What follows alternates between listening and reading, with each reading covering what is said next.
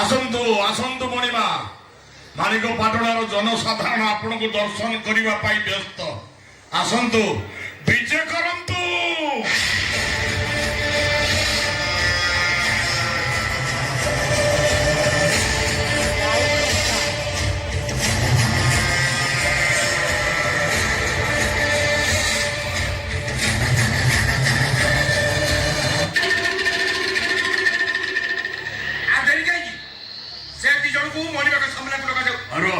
মণিমাঙ্গর প্রথম নির্দেশ সে ঝিওর বাপুটি ডাকিবা দরকার। লক্ষিয়া দাস,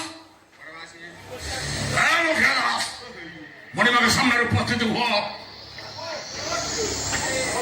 বাবু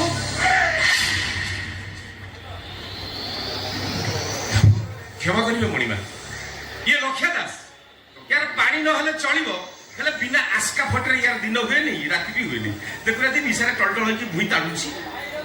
ତମେ ଲକ୍ଷିଆ ଦାସ?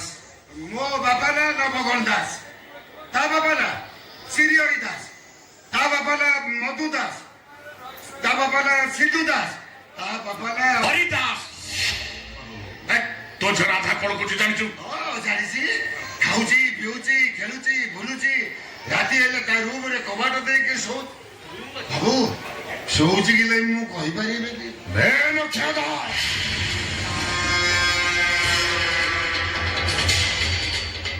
ଝିଅ କଣ କରୁଛି ଜାଣିଛ ନା ନାଇଁ?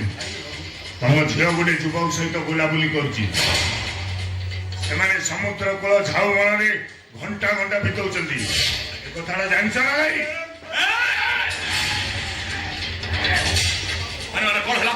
କଣ କଣ କଣ ହଉଛି? ଏ ବାବୁ କିଏ ଶୁଣିବ? ତମେ ଶୁଣିବ ନା ସିଏ ଶୁଣିବ? ତାକୁ କୁହ, ତାକୁ କୁହ। ବାବୁ ତାର ବାହା ବା ବୟସ ହେଇଗଲାଣି। ତା ସାଙ୍ଗସାଥି ମାନେ ସମସ୍ତେ ଭାଇ ପିଲା ଛୁଆର ମା ହେଇଗଲାଣି। ମୁଁ ତ ମଧୁଆଟା, ଯାହା ରୋଜଗାର କଲି ମଦ ପିଇଦେଲି। ତାକୁ ବାହା ଦେଇପାରିଲି। ସେ ଯଦି କାହାକୁ ଭଲ ପାଇଲା, ଖେଳିଲା, ବୁଲିଲା, ମୁଁ ଖୁସି ବାବୁ। ଇଂଲିଶରେ କହୁଥିଲା ହାପି। ତମକୁ କଣ ଆମ କେଉଁଟା ସମ୍ପ୍ରଦାୟର ରୀତିନୀତି ବିଷୟରେ ଅଜଣା ଅଛି? ତମେ କଣ ଜାଣିନ ଆମ ସମ୍ପ୍ରଦାୟର ଝିଅ ଜଣେ ସେଇ ଯୁବକକୁ ବିବାହ କରିବ ଯିଏ ବିବାହ ପରେ ତାର ସମସ୍ତ ଦାୟିତ୍ୱ ନେଇପାରିବ, ତା ଭରଣ ପୋଷଣ କରିପାରିବ। ପାରିବି।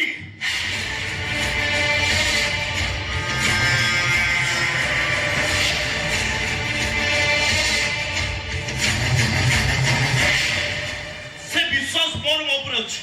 ମୁଁ କହିପାରୁନି ରାଧକୁ ମୋ କ୍ଷୀର ମୁହଁରେ ବସେଇଦେବି, କିନ୍ତୁ ଏତିକି ପ୍ରତିଶ୍ରୁତି ଦଉଛି ରାଧକୁ କେବେ ଭୋକ ଉପାସରେ ରଖିବି।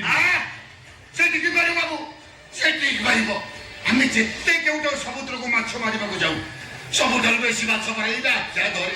ଏରେ ତ ପ୍ରମାଣ ଦରକାର। ପ୍ରମାଣ ଦେବା ପାଇଁ ମୁଁ ପ୍ରସ୍ତୁତ ଅଛି। ଠିକ ଅଛି, ଆଜି ଅମାବାସ୍ୟା। ଆଜି ସନ୍ଧ୍ୟା ହେବା ପୂର୍ବରୁ ସମୁଦ୍ର ମଝିରେ ଥିବା କୁମାରୀ ଦ୍ୱୀପକୁ ତମେ ଯିବ। ଆଉ କୁମାରୀ ଦ୍ୱୀପ ଠାରୁ ତିରଙ୍ଗୀ ମନ୍ଦାର ଫୁଲ ଆଣିଲେ ଆସନ୍ତା କାଲି ମା ଜୁଣେଶ୍ୱରୀଙ୍କର ପୂଜା ଅର୍ଚ୍ଚନା ହବ। ପାରିବ?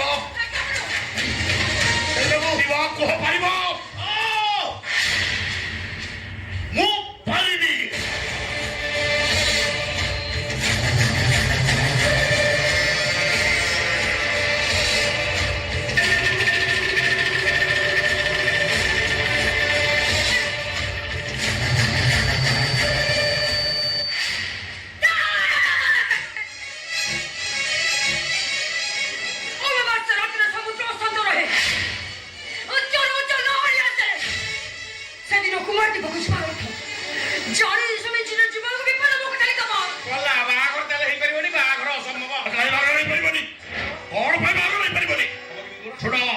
କୁମାରୀ ଦ୍ୱୀପରେ ଥିବା ତିରଙ୍ଗୀ ମନ୍ଦାର ଫୁଲ ଆଣିଲେ ୟା ସହିତ ବାହାଘର ହବ। ଆରେ ଇଏ ଫୁଲ ଆଉ କାହା ବିଛଣାକୁ ଯିବ?